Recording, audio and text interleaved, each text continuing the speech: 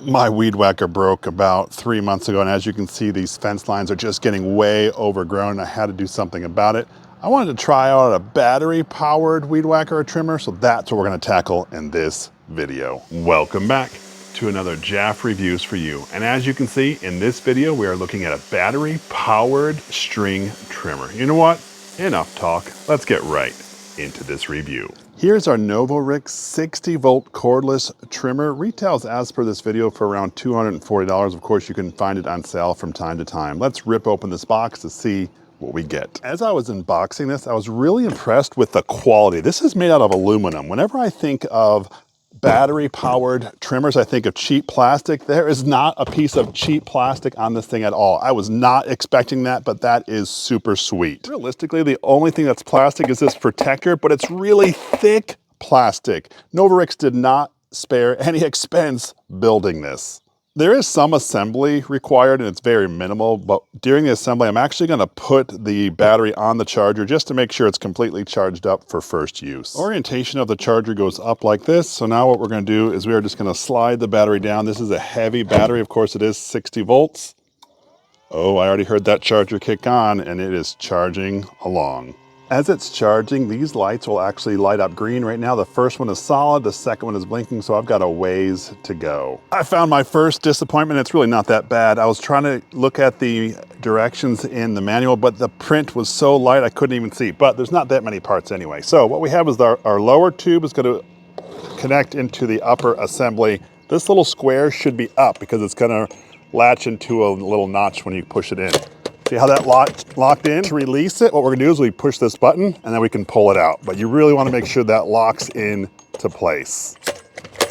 Now that we're locked in, you can actually tighten down this little bolt on the other side just to make sure it's extra secure. But that's really it as far as assembling the arm. Let's continue our steps of install. The next thing we're supposed to do is actually install our guard. So what I've done is I removed the 2 screws that were already in here, and we're gonna hook this right onto our trimmer. You can see the receiving part on the top right here. What we do is we line up the holes right there with the trimmer, and I'm going to start these by hand first just to get them tightened, and then I'm going to be using the actual bit that they provided.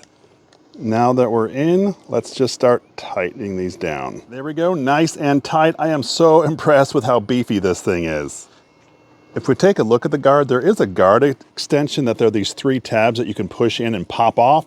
There's also this spot right here which is supposed to adjust the line length, so you will take this tape off before you're using it, just to show you a few things on that guard. Let's continue with the install. We're gonna go on to the best part, but first we have to take off the hardware that was there for transportation. Remember, this spins in opposite direction you would expect, so take this bolt out. And of course, this piece comes out as well. Now that we're set up, we're gonna put this pin inside, just spin this part around until you align it with the hole. There it is. That's gonna lock this piece in so I can tighten this down. I'm gonna align the piece on there and start spinning to my left. There it goes. Keep spinning until it's really tight. Mind you, this pin right here is holding it in place. Once I'm done, I'm gonna pop that out and we are installed. Let's install the handle. So what I've done here is I removed the bolt. I'm gonna slide this piece of plastic out because I wanna pry this piece to go around the handle itself, but you have to line it up to a spot. See this little indent here? That's gonna line up to this other handle. We'll show you that in just a second. Put this on, there it goes. I'm gonna turn it to the side. Hopefully I can get a good view of this. I actually want this little piece to meet into that groove. So let's see what we can do. Slides in place. There, it locked in right there. Okay, now what I'm gonna do is I'm gonna put my bolt back in and tie it all together. Now our handle is set in place, ready for us to use it. One last step before the battery completely charges and we can go. This is probably the easiest step, but all you do here is you take the little strap, clips on there, and that you can actually put around your shoulder so it takes some of the weight off of this trimmer. I did try this on, but I think where I have this strap right here is in the wrong place. So what I'm gonna do is I'm gonna pop the handle off. I already unscrewed it. I'm gonna slide this part up above that latch just so it's up there. I felt that it was just, the handle was in the way and it didn't really help me at all. So let's put the handle back on. Now I'm gonna see if that works out better. I did do a test fit and it fit much better on me there. I actually could utilize this strap. So what you could do now is you find out what's best for you and then you tighten down the piece with the tools provided. Once your battery is charged, to load it, you just line up the groove lines and slide it into place. And there you have it. Of course, if you want to remove it, you push down this green button here and slide it right out. We are all ready to go. What you can't see on camera is I am wearing protective equipment. I have gloves, I have glasses on. Of course, I'm wearing long pants.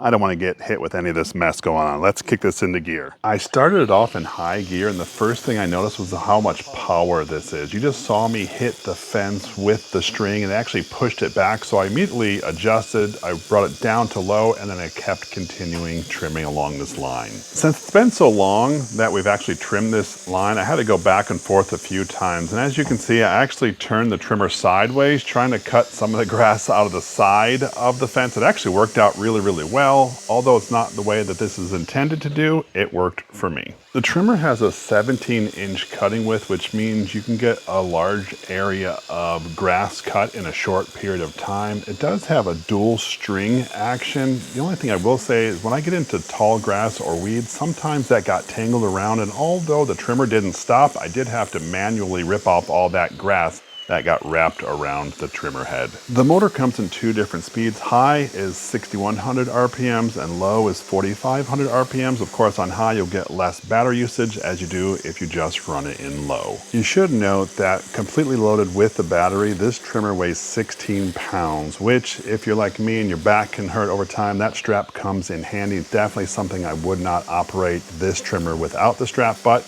it is 16 pounds total weight. It's taken me about 10 minutes to go back and forth on either side of this fence, but it really is coming along. I do appreciate how heavy duty this trimmer is. I will say though, without this back strap, I don't know if I'd be able to carry it. It is a necessity. I've gotten to the point where I notice my string is getting a little short, and so what I'm gonna do is I'm gonna turn this on, and then I'm gonna tap the little button to the ground, and that's gonna cause it to send some more string out. There we go.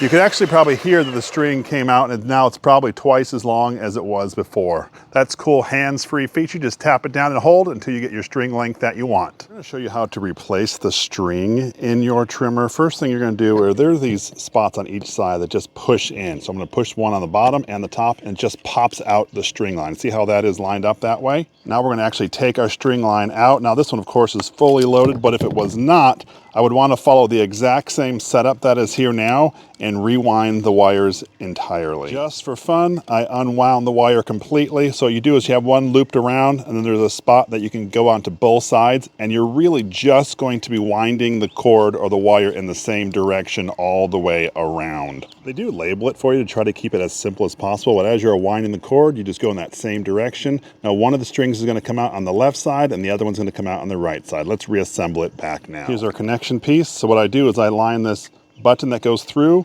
on the bottom. I'm going to pull this cord around so it can fit through here. See how it fits? On the other side, the cord's going to fit there. There we go. Now our cord is back in place. With the cord back in place, we align it right back here to the trimmer into our notch spots and lock this down again. There we go. We're all loaded again. I've gotten really good use out of this string trimmer. What I like about it is its versatility and ease of which it can fit into small spaces. Even around these rocks, there are tight areas where this trimmer is able to just get in and around, and it makes it look really, really good. In this clip, I'm highlighting the guard because the guard is there to make sure you do not go too low towards the grass. And as you can see, if the guard hits the ground, my trimmer actually doesn't get any closer to the ground. Therefore, I'm keeping even cutting height all the way around. With that guard on, you turn it from just trimming around the rocks to now trimming in big open areas, and therefore you can actually see the uniformity of one side to the other just because that guard is in place.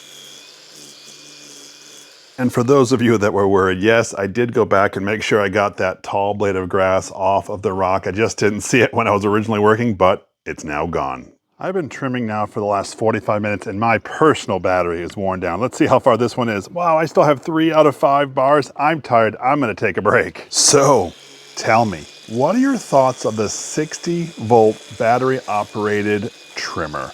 Let me know down in the comment section below. I would love to hear from you. In this video, we are taking a look at a 60-volt 2-speed brushless motor string trimmer. So what do we think of it? First things first, let's talk about that price point. We mentioned it earlier, and in my opinion, based on the quality and durability of this trimmer, it's actually a really good deal. After my break was over, I was able to get this trimmer to run for an additional 45 minutes, which, if you think about it, an hour and a half total runtime before I need to recharge was pretty good, because I'm not gonna want to trim any more than an hour and a half as it is. As a comparison, I did run it completely on high, and I got just under 50 minutes, so you do cut your time almost in half if you use it on high versus on low. Anyway, that was my full review of the NovorikX 60-volt string trimmer. If this is something that interests you, I will leave a link down in the description. This is Jeff with Jeff Reviews for You. As always, thanks for stopping by, and I hope you have a great day.